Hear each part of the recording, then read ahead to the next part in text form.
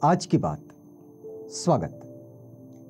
आप जानते हैं कि आज की बात में इस समय हम लोग भारत का जो दर्शन है या फिर दार्शनिक चिंतन है, इस दार्शनिक चिंतन को जिन्होंने विकसित किया, विश्लेषित किया और जिन्होंने आगे बढ़ाया, उन्हीं दार्शनिकों का एक छोटा सा परिचय आपके पास पहुंचा रहे हैं।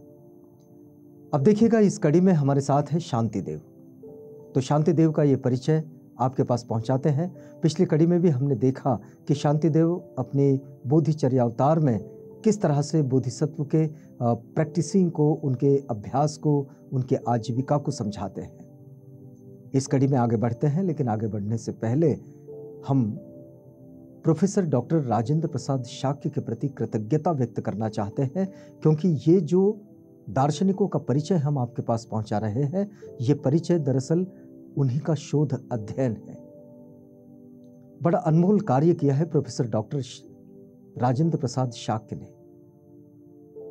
उन्होंने सारे दार्शनिकों को एक पुस्तक में विश्लेषित किया है, उनका छोटा सा परिचय दिया है, उनके दार्शनिक चिंतन का, उसका मार्गदर्शन, ये सब उन्होंने इस पुस्तक में इकट्ठे रख लिया है और इसे शीर्षक दिया है विश्व के महान बौद्ध दार्शनिक। तो प्रोफेसर डॉक्टर राजेंद्र प्रसाद शाक्य के इस अनमोल कार्य के लिए उन्हें धन्यवाद देते हैं और उनके प्रति आभार व्यक्त करते हैं और आज की इस कड़ी में आगे बढ़ते हैं। तो देखिएगा, शांतिदेव अपनी बात को जब समझाते हैं तो अपनी बात को, अपने दार्शनिक चिंतन को विश्लेषित करते हुए वे कहते हैं कि शांतिदेव ये आचार्य चंद्रकीर्ति के अनुगामी कहला सकते हैं, क्योंकि वे उन्हीं की बात को आगे बढ़ाते हैं। लेकिन मूल रूप से महायान में जिस तरह से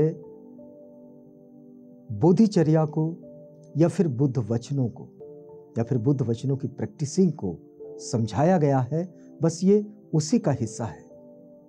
तो अब देखिए, शून्यवाद का प्रतिपादन आचार्य शांतिदेव कैसे करते हैं। तो देखिएगा, आचार्य शांतिदेव बोधिचर्या अवतार में उसके 9वें परिच्छेद में, यानी कि 9वें परिच्छेद में प्रज्ञा पारमिता में इसका प्रतिपादन करते हैं। शून्यता शब्द का प्रयोग बौद्ध साहित्य में कई बार दिखाई देता है, अनेक अनेक अर्थों में भी दिखाई देता है।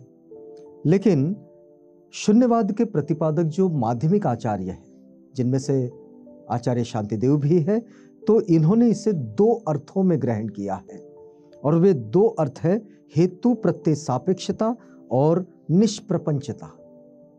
तो हेतु प्रत्यय सापेक्षता क्या है? तो इसमें प्रोफेसर साहब थोड़ा सा उसे विश्लेषित करते हैं।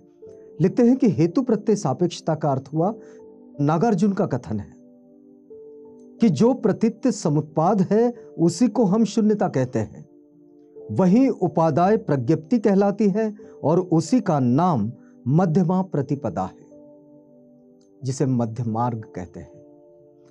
तो मध्यमा प्रतिपदा भी इसी हेतु प्रत्यय सापेक्षता का नाम है और इस अर्थ में ग्रहित शून्यता के द्वारा जब माध्यमिक विश्व की चर्चा करते हैं, तब उन्हें वह निस्सार, निस्वभाव एवं मायामय प्रतीत होता है, जो अपनी सिद्धि के लिए अनुमान की अपेक्षा हेतु प्रत्यय की अपेक्षा रखता है। और इस तरह से यह हेतु प्रत्यय सापेक्षता होती है। अब निष्प्रपंचता की अगर बात करें तो देखिएगा कि कभी कभी माध्यमिक लोग शून्यता शब्द का प्रयोग निष्प्रपंचता के अर्थ में ग्रहण करते हैं। जो निष्प्रपंच है, तब उसे शब्दों से वर्णित करना असंभव है। वह तत्वज्ञानियों के साक्षात्कार की वस्तु है, पर शब्दों या वाणी से उसे वर्णित नहीं किया जा सकता। इसलिए उसे अनक्षर तत्व कहा गया है। जिन चीजों को, जिस अनुभूति को, जिस बात को शब्दों में व्यक्त नहीं किया जा रहा है और ऐसे करना संभव नहीं है, तो दार्शनिकों ने उसे नाम दिया है अनक्षर तत्व। इस अर्थ में शून्यता निर्वाण का ही नाम है, यानी अगर शून्यता किसी चीज को कहा जाए इन अर्थों में, तो उसे निब्बाण कहा जाएगा। यही परमार्थ, परम पुरुषार्थ तत्व है और यही परम तत्व है। शांति स्वरूप, निष्प्रपंच, निर्विकार एवं अचिंत्य, नाम भाव रहित अविभाज्य तत्व है। कैसा है ये? शांति स्वरूप है, निष्प्रपंच है, निर्विकार है, अचिंत्य है, नाम भाव रहित अविभाज्य तत्व है। और इन्हीं दो अर्थों में माध्यमिक व्यवहार एवं परमार्थ का निरूपण करते हैं तथा अपने रहस्य के अनुसार उसे कभी तथता, कभी भूतकोटि, कभी धर्मकाय कहते हैं। उसी को उन्होंने तथागत का धर्मकाय, बुद्धता, धर्मता और बोधि कहा है। ये जो माध्यमिकों ने तथागत बुद्ध को जब धर्मकाय कहा, बुद्धता कहा, या फिर धर्मता कहा, या फिर बोधि कहा, तो उसका अर्थ जो है वो यही है। नागार्जुन दर्शन से प्रभावित होकर आचार्य शांतिदेव ने बोधिचर्या अवतार में शून्यता शब्द की व्याख्या की है। तो शून्यता शब्द की व्याख्या शांतिदेव की कैसे है जरा देखिएगा। ये बोधिचर्या अवतार में मिलती है। शून्यता के सम्यक ज्ञान के लिए उसके निषेध को जानना सर्वप्रथम दृष्टि होना आवश्यक है। सर्वप्रथम दृष्टि होना आवश्यक है, अन्यथा उस शून्यता का अभ्रांत निश्चित ज्ञान संभव नहीं होगा। यदि हमें उसका निश्चित ज्ञान चाहिए है तो एक विशिष्ट दृष्टि के साथ, जिसे बौद्ध जीवन शैली में सम्यक दृष्टि कहा जाता है, तो ऐसे अर्थ में शून्यता का अर्थ अत्यंत अलीकता, यानी कि खरगोश के सींग की भांति इसके अर्थ को ग्रहण करने की संभावना बन जाती है।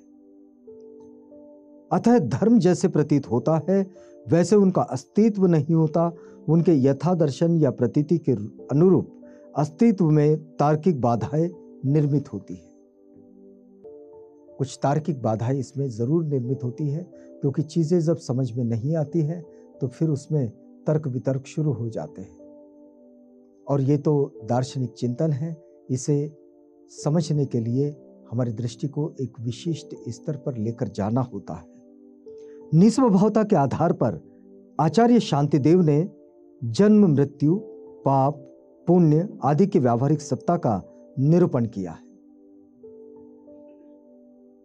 व्यावहारिक सत्ता पर उनका सर्वाधिक जोर इसलिए है कि जगत की व्यवस्थाएं, क्रियाकलाप सुचारू रूप से पूर्ण हो सके। ये सारे क्रियाकलाप जो हैं ये सुचारू रूप से पूर्ण हो, इसके लिए इस काम को उन्होंने रखा है सामने। दो सत्य, ये टाइटल है, यहां शीर्षक दिया है, दो सत्य, व्यवहार सत्य एवं परमार्थ सत्य की स्थापना। बोधिसत्व जो होता है वो बोधिचर्या अवतार में आचार्य शांतिदेव इस बात को सिखाते समझाते हैं। बोधिचर्या अवतार में आचार्य शांतिदेव कहते हैं, संवृत्ति परमार्थश्च सत्यद्वयम मिंदमत, अर्थात व्यवहार तथा परमार्थ दो सत्य है। परमार्थ सत्य जो कि निष्प्रपंच तत्व है और बुद्धि का विषय नहीं बनता।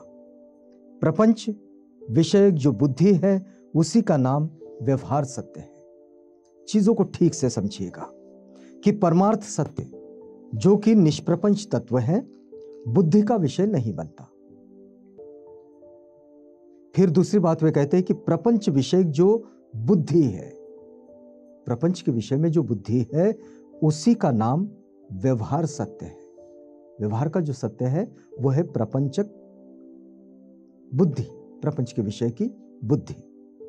इन दोनों सत्यों को जानना आवश्यक है, क्योंकि संसार तथा निर्वाण से संबंध दिखाई देने वाले लौकिक धर्मों के साथ संपर्क में रहकर ज्ञान का मार्ग प्रशस्त करना है, कर्मफल के सिद्धांत का पालन करना है। और इसलिए धर्मों की वास्तविक स्थिति का ज्ञान ये आवश्यक हो जाता है। ये जो वास्तविक जितनी चीजें हमारे सामने होती हैं, इनका जो स्वभाव है इस स्वभाव को समझना, उसकी वास्तविक स्थिति को समझना, उसका ज्ञान होना, ये बड़ी आवश्यक बात होती है। व्यवहार और परमार्थ के ज्ञान के अधिकारी लोग दो प्रकार के देखे जाते हैं। एक ध्यान के द्वारा समाधि के बल से शून्यता के ज्ञान वाले हैं। ध्यान के द्वारा समाधि के बल से शून्यता के ज्ञान वाले, और दूसरे अपने श्रुत ज्ञान के द्वारा शून्यता का अर्थ जानने वाले, अर्थात वस्तुवादी है। उनमें से इन सिद्धांतों के मत उच्चतर सिद्धांत के मतों से खंडित होते हैं, और इस प्रकार योगियों में भी उच्च ज्ञान वाले योगी से निम्न ज्ञान वाले योगी का मत खंडन होता है। अब कहने का अभिप्राय यह है कि व्यवहार सत्य के अधिकारी लोग, ये साधारण और परमार्थ सत्य के अधिकारी लोग योगी रहस्यवादी होते हैं। योगी साधारण लोगों को प्रणाम नहीं करते हैं या फिर उन्हें प्रमाण नहीं मानते हैं। योगी जो होते हैं वो साधारण लोगों को प्रमाण नहीं मानते। इसी प्रकार योगियों में जो श्रेष्ठ स्तर के पहुंच वाले योगी होते हैं, वे अपने से कम पहुंच वाले को अपने विशेष ज्ञान का कारण प्रमाण नहीं मानते हैं। ये थोड़ी एक महत्वपूर्ण बात है कि योगियों में जो श्रेष्ठ स्तर की पहुंच वाले योगी होते हैं, श्रेष्ठ स्तर की पहुंच वाले, वे अपने से कम पहुंच वालों को अपने विशेष ज्ञान के कारण प्रमाण नहीं मानते हैं। मतलब जो कुछ किसी विशिष्ट स्थिति में पहुंच जाते हैं, उनके सामने यदि कोई कम ज्ञान वाला कोई व्यक्ति हो तो वे उसे प्रमाण नहीं मानते।